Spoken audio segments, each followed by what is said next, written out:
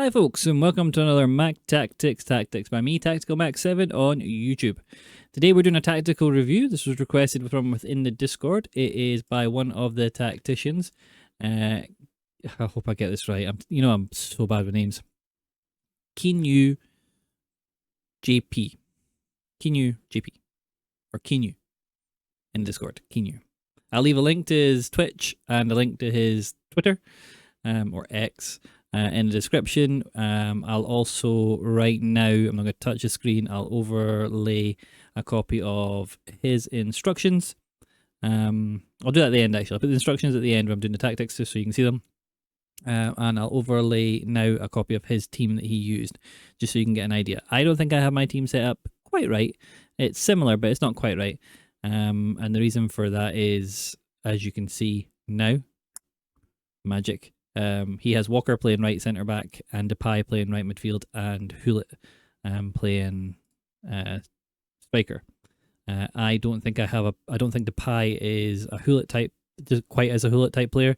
I think I need someone with a bit more defensive to do that, because he's on a false 9 drop back. And I think, although Klaus, I'm really liking Klaus now, I could move Klaus to right centre back, play Olmo out on right wing, and Rice in the middle. I think that would probably be better. Yes, I'm an idiot. I have this Declan Rice card. I had duplicates I had to get rid of. I now have Declan Rice 97, and I have Declan Rice Red 96 and Declan Rice 96 on this account. Yeah, stupid. So stupid. What a rubbish card to release after that England-Holland game, by the way. Like 1 up on every stat and only 3 playstyles. Tell me that's a mistake. Tell me EA are going to update that today. Nightmare. Anyway, tactics really good. I have played a few games with it. I'm going to show you one. Lots of goals in it, which is good because Keanu says you'll score loads of goals. His only advice was don't run the ball out with your centre backs, and I totally agree with that. Any 3-back formation, do not run the ball out with your centre backs, because you will feel that pain. Right, let's get into some gameplay, and I'll show you how I got on. Welcome to the post-match part, tactics bit, where we talk about it, and you get to see all my mistakes, because weirdly enough, I seem to make an awful lot of them. I never learn from them. So we're starting off into the 3-4-2-1 straight away, and we've put on striker drop back. And no, we've not done any D-pad tactics on this one. We're just normal. So we're just waiting. And what you'll see here, look at this. Look, let's just go back. Watch what happens here. So look at my team at the moment. Look at the position of all the players. Now we're inside the first minute. Now normally I say it takes 1 minute and 10 seconds for your players to get into the formation that you change to. It takes approximately 1 minute in game for them to start moving into that new position. If they are moving all across the field, and this is why your starting formation actually has more importance than a lot of people think. If we watch this midfield area, because they're moving from a 4 to 3, players are going all over the place, and it takes a long time for them to get set. We are set now. So now we are set. How I know we're set is because we have Vinny and Puskas up top. These are my centre forwards. Depay has dropped back into the midfield on false 9 come back. My 2 centre mids are there, and my back 5 is in place. Look at the time. Took a lot longer for this one to happen, and that's just because we're moving to a much more extreme formation from one formation. It's nothing to do with the tactics. It's my formation from 2 formation. So we're putting pressure on our opposition. We're trying to get the ball back as quickly as possible. We're just trying to cut passing lanes. We're watching for those big splits and knockdowns, which a lot of people try now. We win the ball back well with Rice there. Olmo is his upgraded card. Klaus, see how narrow he's gone there. And we're looking up. We find Puskas, ball into Vinny. And that's my 2 centre forwards combining to create a lovely little goal and just create space. And that's the AI intelligence now we have with our attackers. That's why we want to have more attackers on the pitch now. The more attackers we have, the more we can do, the more we utilize the AI, and just kind of let it cook. So Jag, we go back to Arujo. So you see that here now, this is why people struggle. If I lose the ball, I am really exposed. Like, if you stop it here, you see where all my players are. If I lose the ball, say Barcolo tackles me, he's 2v3. Now, the likelihood is these two players are going to be faster than my centre backs.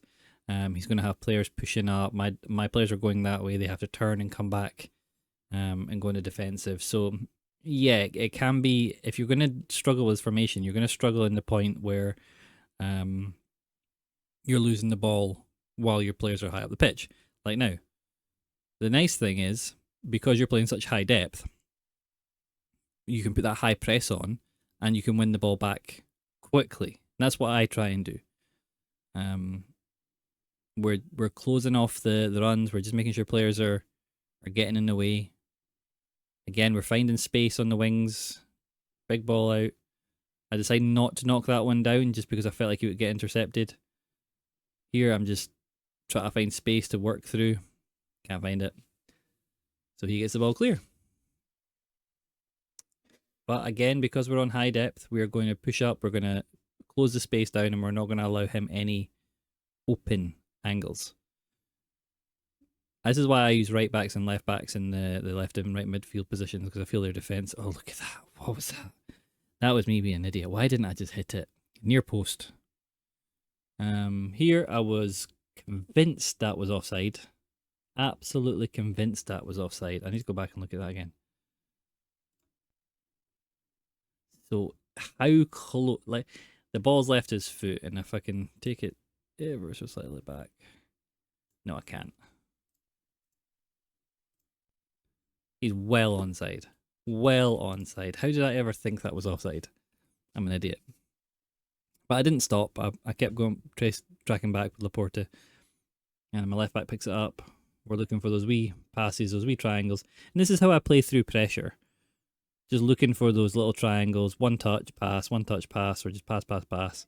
You see Vinny getting back onside there. We get the ball across and Puskas finishes it. So we're in lovely position for crossing. We've got lovely little tiki-taka triangles. It's what makes this formation one of the more adaptable in the game.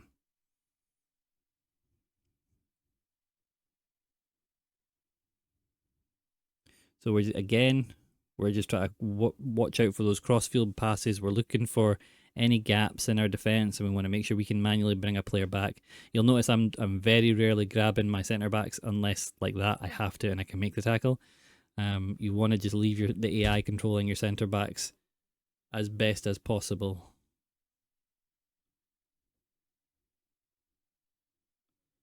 Again, we try and play the ball forward, but it comes straight back at us.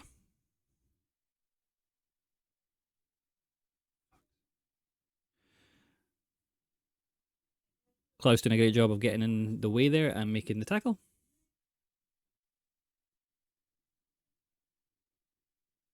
Try the ball down the outside, but you see it again. Although we've got 3 up front, I really only have 2. Because Depay's dropped back into midfield as that false 9 comeback position. And when he does that, that's why I say it's probably better having a good centre mid and a box-to-box player there rather than a striker.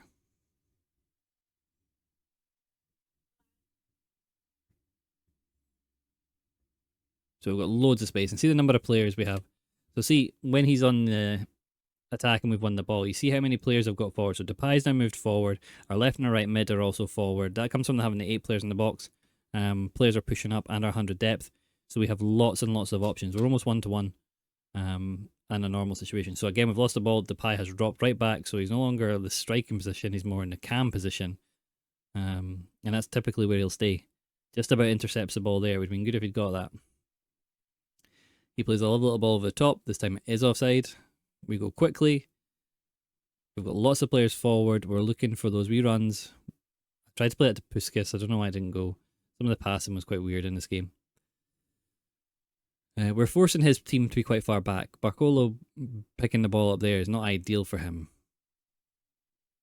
Does we player lock? But we read it. We get Klaus across. Arujo with that passing trait is brilliant. We can play those crossfield passes to the left back really easily. Depay goes on the outside, and we scuff shot past the goalkeeper to give us 3-0. So that kind of movement from Depay or your striker is what kind of sets it apart. He's just getting in the right places at the right time. So we're forcing our opponent to look at those big crossfield passes. But I've told you guys before, if you're playing crossfield passes from your left back to your right back in your own half, you're not making any progress. Like, you need to be doing those and getting further forward. So there goes our left back again. He's had to bring his centre back out to cover, so we've found space in the middle.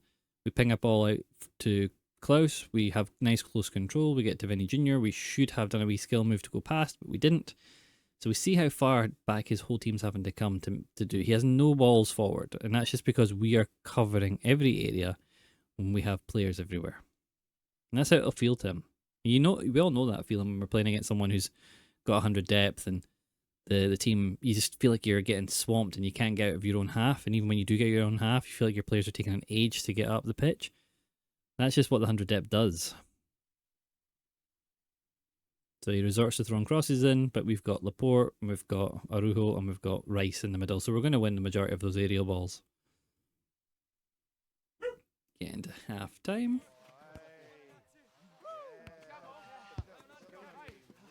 To show that he's playing the 4-3-2-1. Don't know what kind of 4-3-2-1 it was, but it's having no effect on us. We're keeping him in that 4-4-2 shape the majority of the time. And we get started into the second half. So we're 3-0 up. We don't need to press him, but we're going to press him anyway because I want to show you the formation. Well, I'll show you the passing angles. I'd rather have the ball. It is good for you guys to see the defensive side of it though. As we stop it here, you see how compact that back five is. Like, you're not going through the middle. There's 3 players there. He's got 2 players, yeah, but we have 3 players sitting so close together. And then we have cover from our left back and our right back. This is the gaps I always tell you about. With a back 5 or a 3, that gap is a lot smaller than if it was a back 4. That's why these formations are banned for pro scenes. We give away a foul there, but I'm not sure how that's a foul. Takes it quickly. I'll give away another foul somehow. Here he's got it right in, but he just runs in a straight line. So managed to get across with Declan Rice. Put a little dink to Depay. Tried to play a quick ball forward, but he intercepts it well. So he's playing a much higher press now. You can see Cassius has to make a good save. We get it. We're just taking our time. He's obviously going to have more of a pressure formation at halftime, which is great because now you get to see how I pass through pressure formations. And this has been something I've worked on hard this year. I love a little ball from Olmo. See if you can get 2 players in the middle of the park. We knock down to Puskas in the back of the goal. See if you get 2 players in the middle of the park that have good passing, like Kroos, Gerrard, Olmo, Saka. If you get players like that in the middle of the park, you can play some wonderful balls now. Rice with a dinked ball out to the left back, and you see a lot of that in this formation. A lot of like dinked balls. You see that in my 4-2-4 as well. They're with this 100 depth. People are playing quite narrow. I think the reason that people are playing quite narrow now is because of what I was telling you about the gap between your left back and your left centre back and your right back and your right centre back. So people are combating that by making their defence more narrow. And what the 4-2-4 and this formation does is it exploits that gap that's left in the wings. Because your centre backs, they want to cover the players that are playing in that. So close. Players that are playing in those areas. So our left back and our right back, or our left wing and our right wing, they're finding space. It's like a chess game always with tactics. 4-2-3-1 is the 4-3-2-1, sorry, is the default position, and we're just kind of finding ways in which we can combat it. So again, you can see the press, and I've played through it. I've found space. Got a nice ball down the line. He's having to run his fullback back. Again, we can find wee triangles of space. Vinny Jr. picked up a nice space. I should have exited left. I tried to exit right and get in on goal. So again, we're just covering the angles. making him slow down. As he slows down, we get players back. As we get players back, we can find more space. Occasionally we get faults like that, where we're doing nice wee tiki-taka and then the ball goes out of play. But that's how I combat pressure. Passing, moving, all the basics. And there, immediately I'm running Klaus back, so I could see that coming from a mile away. Just take my time, ping a ball out, switch it, header inside, lovely little ball down to Puskás. And because he's gone onto a higher depth and a higher pressure, we're able to find space in behind him now. So I've always said this to you guys, mix up your gameplay, be unpredictable, play tiki-taka, play switching it up, play long ball, do everything in one game. Don't get stuck in a way. The biggest thing people get frustrated with is they'll be using a tactic for so long and it'll be doing great for them, then all of a sudden they feel like the tactic stops working. Half the time it's not the tactic stopping working, it's they've become so ingrained in one mode of play, one style of play. He's trying to play offside, but I'm just going to take the ball with Vinny. Lovely little pass inside to Puskás. And it's that extra pass that we can get, and playing 8 players in the box, that's why we get Gerrard and Olmo in the box. So straight from kickoff, he's going to... That was a nice little dink through, and Trossard should have done better there. He needed to stop sprinting, and he would have put me in more trouble. Our false 9 playing a lovely little ball through. Vinny in the box. We stop it, we bring it in, do one more. Good save. But he takes me out in the process of shooting because he's panicking.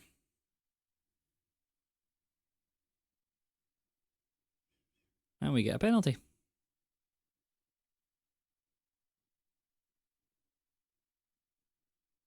We give it to Gerrard. Should say number 8. Need to change that. And we stick it top bins. Not quite top bins, but you know what I mean. Top right. If anyone plays me, they'll know that's where I put every single penalty, no matter what. And that's it.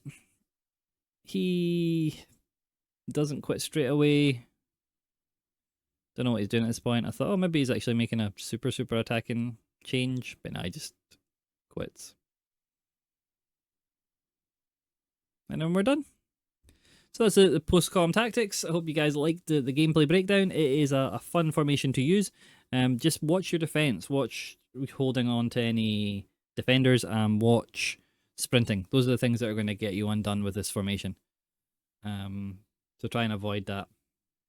Yeah, really nice formation, really nice tactics. Please like, comment, subscribe. And let's get into the tactics part.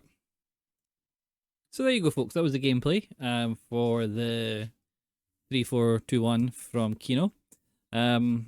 It's a great formation. There's a couple points I'll hopefully cover in the gameplay analysis. I've not done that yet, but I'll go back and I'll do that.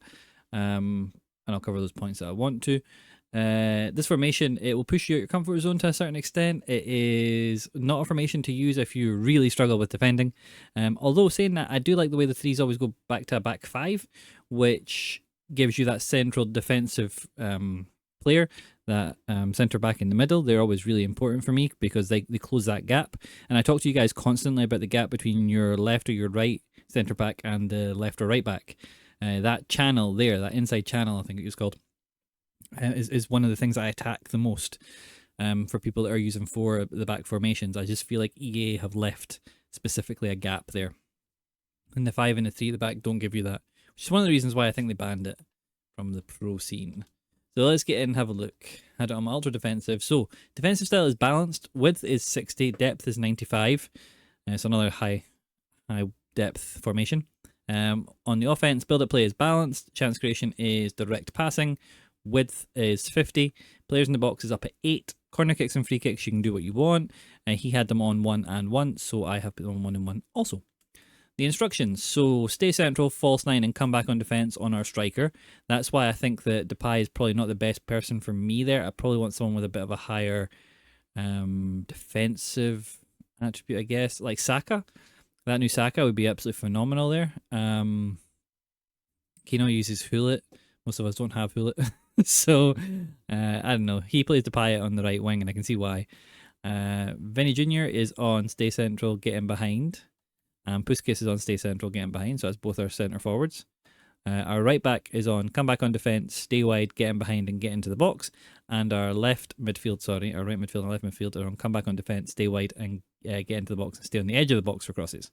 So this is about the back post headers and the knockdowns and stuff. I think that's why he uses the pie there. Our two centre mids, we have stay back while attacking, stay on the edge of the box and cover centre. Our three centre backs, we don't touch them because in this formation we definitely want them there. And our goalkeeper is on. I've got him on comfort crosses and sweeper keeper, but you do whatever you want. And that's it. It's a lovely formation to play. That's what came out of it. And that is the way we set up. Phenomenal formation to play. It will test your ability to defend. It will put you in uncomfortable positions at points, but the attacking options it give you, the triangles, the angles are really, really good. So if you want something a little bit creative, a little bit different, a little bit outside of the norm, yeah, go for this. Give this a go.